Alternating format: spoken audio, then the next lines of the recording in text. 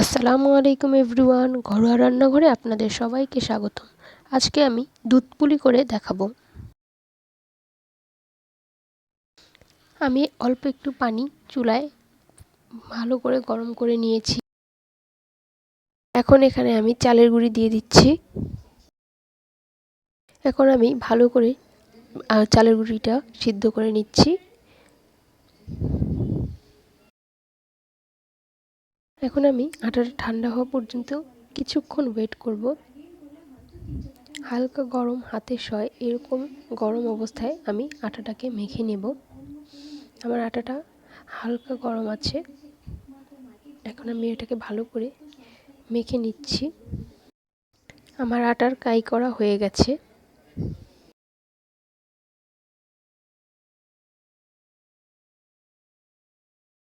আমি একটি কড়াইতে নারিকেল, গুড় আর চিনি নিয়ে নিয়েছি। এখন আমি এই নারিকেলটা গুড়ের সঙ্গে চিনির সঙ্গে ভালো করে রান্না করে মিশিয়ে নেব। আমার ভিডিওটি ভালো লেগে থাকলে অবশ্যই like, comment, share and subscribe করবেন। পাশে থাকা বেল আইকনটি ক্লিক করে দেবেন। আমার নারিকেলের পুরটা রেডি হয়ে গেছে।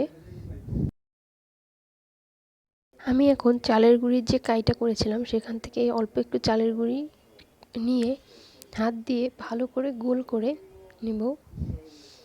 আর এই গোলের মধ্যে পুরটা দিয়ে দেব।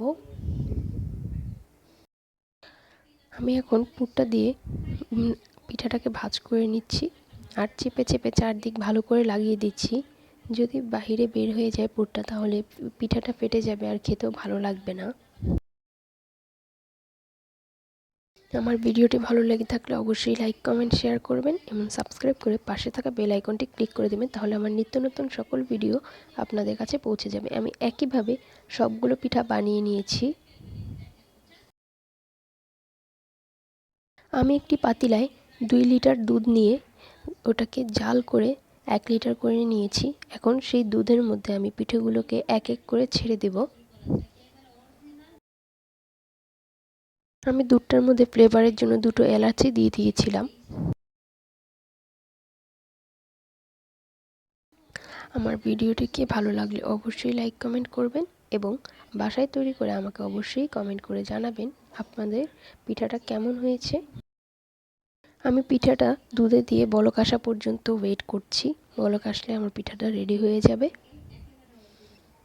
আমার পিঠাটা একদম রেডি হয়ে গেছে, আপনারা দেখতে পাচ্ছেন। আমার সম্পূর্ণ ভিডিওটি দেখার জন্য আপনাদের সকলকে ধন্যবাদ।